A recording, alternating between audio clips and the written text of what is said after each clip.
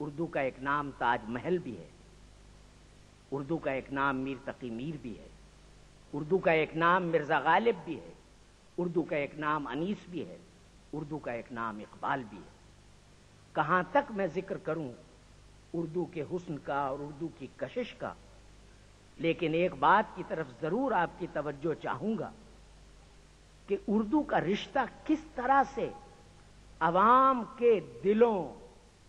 یعنی اردو عوام کے دلوں میں کس طرح سے پیوست ہے۔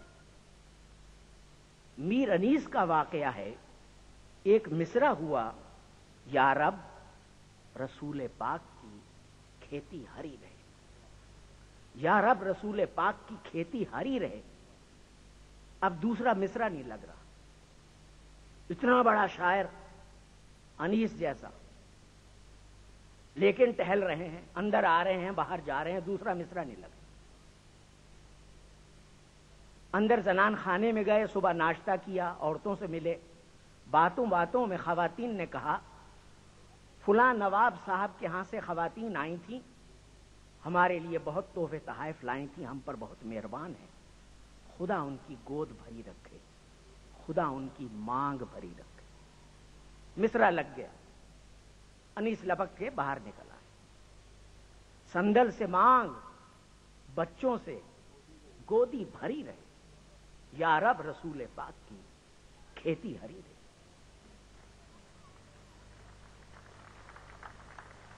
آپ اس نقطے کو پہنچ گئے ہوں گے کہ اردو کتابوں کی زبان نہیں ہے، اردو لغات کی زبان نہیں ہے،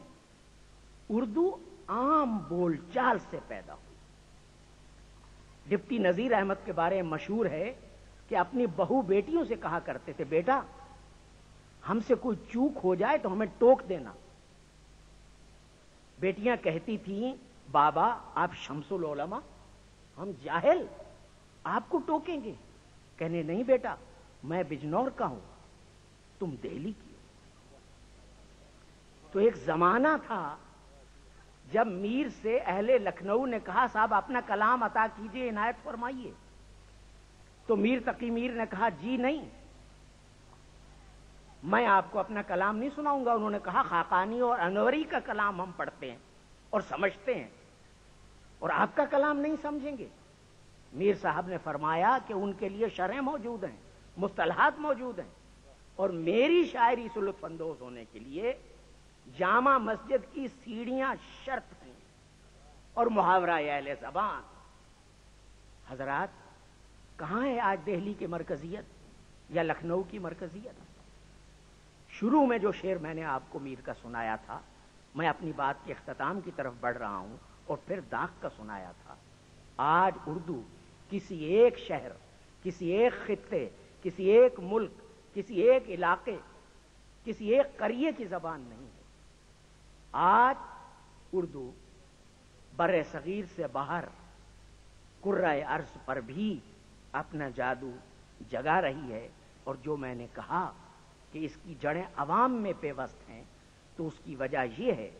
کہ 12ویں، 13ویں، 14ویں، 15ویں یعنی 700 صدیوں کے عمل میں صوفیاء کا، اولیاء کا، سنتوں کا، بھگتوں کا جو دست شفقت اس زبان پر رہا ہے، اس نے اس کو جس طرح سے وفور سے نوازا ہے، روحانی اور جذباتی اور جمالیاتی طرفوں سے، یعنی خواجہ فرید الدین گنج شکر رحمت اللہ علیہ 13ویں صدی کا زمانہ،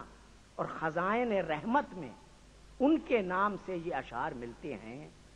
جس کا سائیں جاگتا سو کیوں سووے داس، یا یہ کہا ہے کہ راول دیول ہمیں نہ جانے، پھاٹا پہنے روکھا کھاویں، ہم درویشاں یہی بھی پانی لوڑیں اور مسیح۔ حضرات وقت نہیں ہے، میں تفصیل میں جا بھی نہیں سکتا، اس میں پنجابی بھی ہے، اس میں سندھی بھی ہے، جو 4 مصرے میں نے عرض کی ہیں، اس میں سرائکی بھی ہے، اور اس میں اردو بھی ہے اور ہندی بھی۔ تو اردو کا دامن ان تمام زبانوں سے ملا ہوا ہے، اور ہمارے پہلے شاعر ریختہ گو حضرت امیر خسرو جس طرح ملی جلی زبان میں شاعری کی، وہ بھی اردو کی عوامی جڑوں کا ثبوت ہے۔ زحال مسکی مکن تغافل، یا سکی پیا کو جو میں نہ دیکھوں تو کیسے کاٹوں اندھیری رتیاں۔ اور آخری بات یہ عرض کرنا چاہتا ہوں کہ اردو کا پیغام، اردو اس لیے بھی بڑی زبان ہے اور اردو کی مقبولیت کے 20 رازوں میں سے ایک راز یہ بھی ہے کہ اردو انسانیت کی آواز ہے، ورنہ کوئی محمد قلی قطب شاہ یہ کیسے کہہ سکتا میں نہ جانوں کعبہو بت خانہو میں خانہ کو، میں نہ جانوں کعبہو بت خانہو میں خانہ کو، دیکھیا ہوں ہر کہاں دستا ہے تجھ مکھ کا صفا۔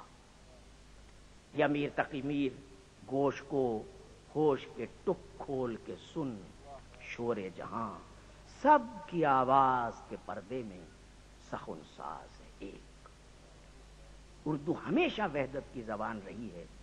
اور مرزا غالب ہم موحد ہیں، ہمارا کیش ہے ترک رسوم، ملتیں جب مٹ گئیں اجزائے ایمان ہو گئیں۔ حضرات، شعر کا بدل نثر تو ہو ہی نہیں سکتی، لیکن یہ حقیقت ہے کہ جس منزل پر پہنچ کے میر نے کہا تھا کہ ماہیت دو عالم کھاتی پھرے ہے غوطے، ماہیت دو عالم کھاتی پھرے ہے غوطے، یک قطرہ خون دل یہ طوفان ہے ہمارا۔ شاعری جو دلوں میں آگ لگا دیتی ہے، جو طوفان برپا کر دیتی ہے انسانی شخصیت میں، اور عجب شاعر جو ہوتے ہیں، میں اس فرقے کا عاشق ہوں کہ بھری محفل میں بے دھڑکے یہ سب اسرار کہتے ہیں۔ تو حضرات، اب وہ اسرار سنیے جو یہ حضرات کہتے ہیں، اور مجھے یقین ہے کہ آج کی محفل مشاعرہ بھی ایک یادگار محفل مشاعرہ ہوگی، اور آپ ہمارے مقامی شعراء سے بھی اور جو مہمان شعراء ہندوستان اور پاکستان سے تشریف لائے ہیں ان کے کلام سے جی بھر کے لطف اندوز ہوں گے اور محسوس ہوں گے، اور میری جو آپ نے عزت افزائی کی ہے اس کا شکریہ تو میں لفظ میں ادا کرتا ہوں۔